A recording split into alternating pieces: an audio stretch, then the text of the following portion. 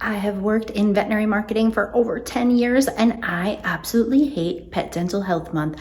Let's talk about why and what you should do instead to educate about pet dental health, whether you are a veterinary clinic or a personal brand that's passionate about the topic. Let's dive in. Pet Dental Health Month sucks because there's an assumption that you need to discount services. It is also the one time that a lot of veterinary professionals even bother to educate online. And therefore, everybody looks to each other and does the same exact thing.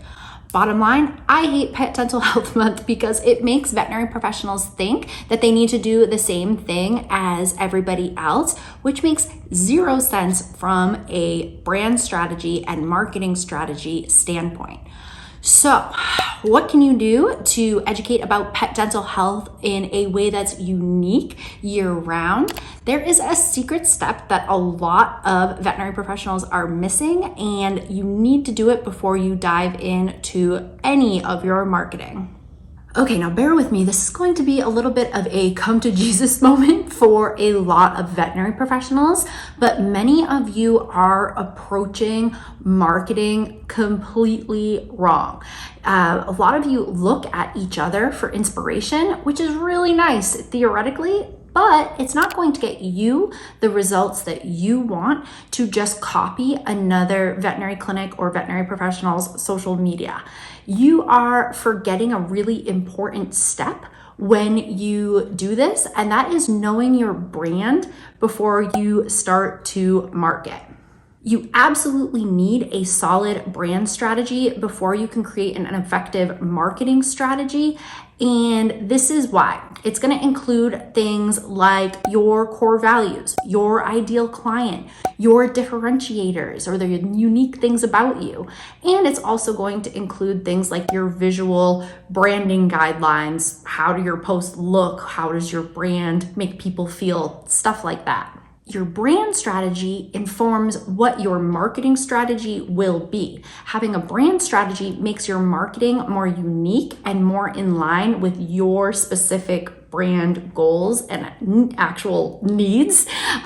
Your marketing strategy, on the other hand, it's going to include things like your social media posts, your emails, your blogs, the videos you do, community events, etc., etc. I mostly focus on online marketing strategy, but there can be a lot that goes under that umbrella.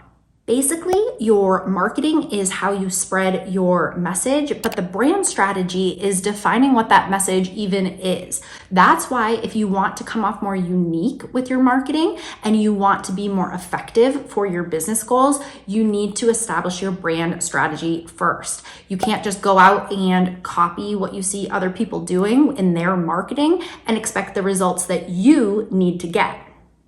Now, brand strategy is a big topic. We have courses and coaching programs over at Snout School, and we have more advanced high-level support for you at the Snout group.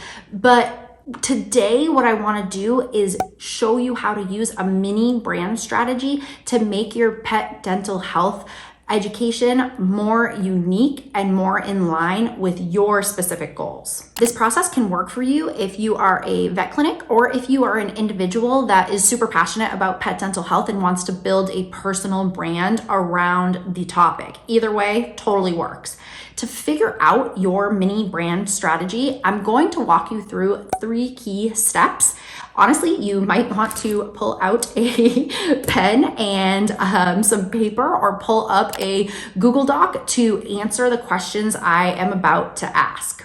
What we are about to do is a mini version of the more advanced brand strategy work that I would do with a VIP client or that I would teach in one of my courses, but I think it's going to help you to see some patterns and start to think about more unique ways to discuss topics like pet dental health. Step 1, you are going to define your core beliefs about pet dental health. I'm starting with this one because it will get to the root of the most authentic marketing messaging for you, because it is going to start to unpack your actual beliefs. This means you have to be honest here about what you believe about pet dental health. I want you to ask yourself a couple key questions. And again, you can put this in your Google Doc or you can write it down on some pen and paper so you can see this outlined for you. But some questions to ask are, how important is pet dental health to you? How does pet dental health relate to your brand's overall core values or mission? Why do you feel pet dental health is important? Why do you wish people knew about pet dental health, or what specifically do you wish that they knew about it? And my favorite, what's a controversial or unpopular belief that you have about pet dental health?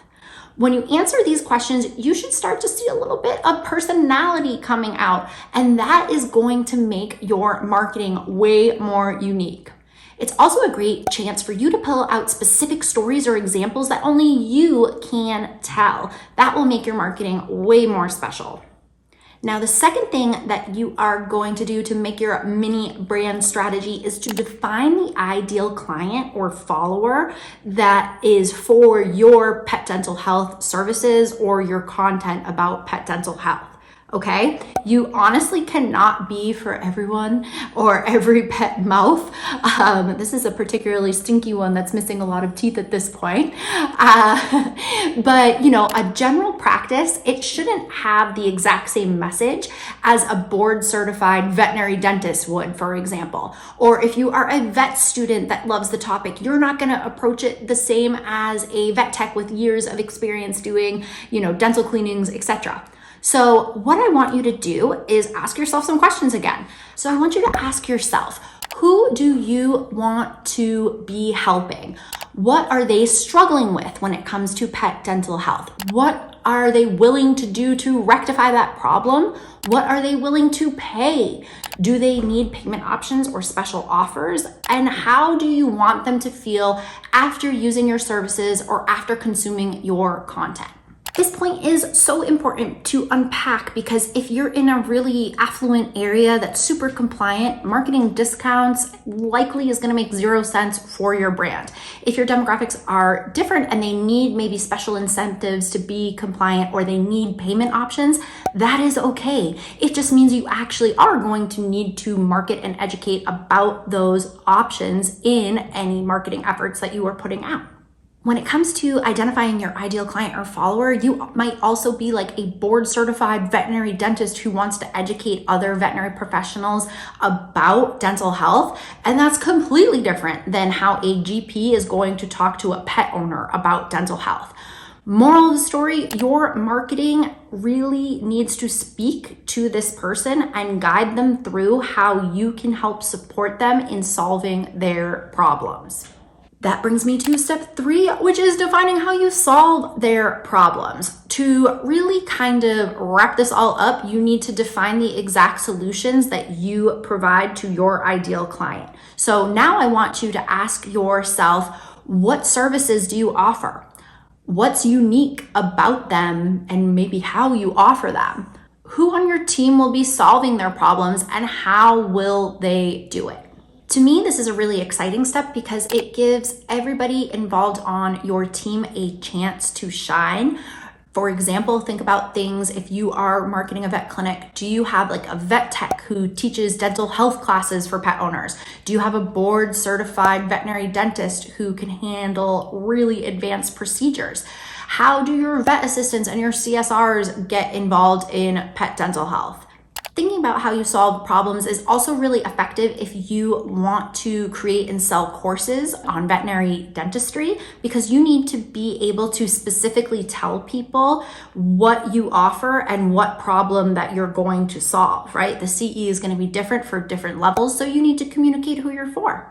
So let's recap. You can make your pet dental health marketing way more unique and way more effective to help you reach your goals by creating a mini brand strategy. To do that, you need to define your core beliefs, you need to define your ideal client or follower, and you need to define how you actually solve their problem.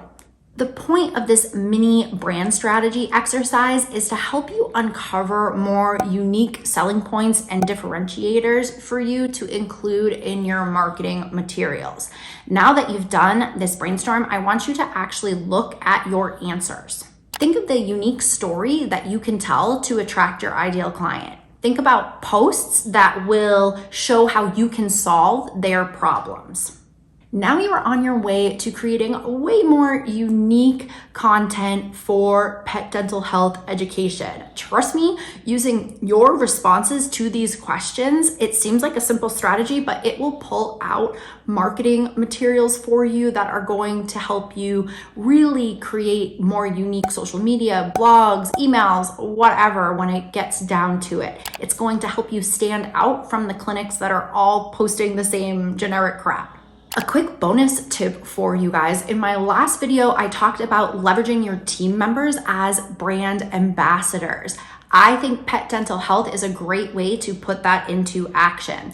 If you have somebody who is on your team that absolutely loves this topic, or if you were that person, creating a personal brand to discuss pet dental health is a great way to educate about the topic year round instead of just during the month of February.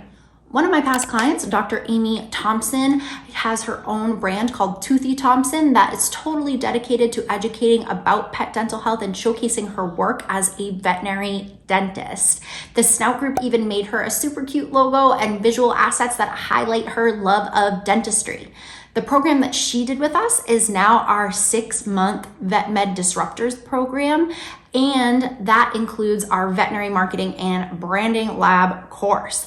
She then upgraded to have some design work done by the Snout group. I'll link up all the options to work with us in the caption below. And if you want to learn more about building a personal brand in veterinary medicine, be sure to like and subscribe to the Snout School channel because we will be tackling that topic a ton coming up in some future videos.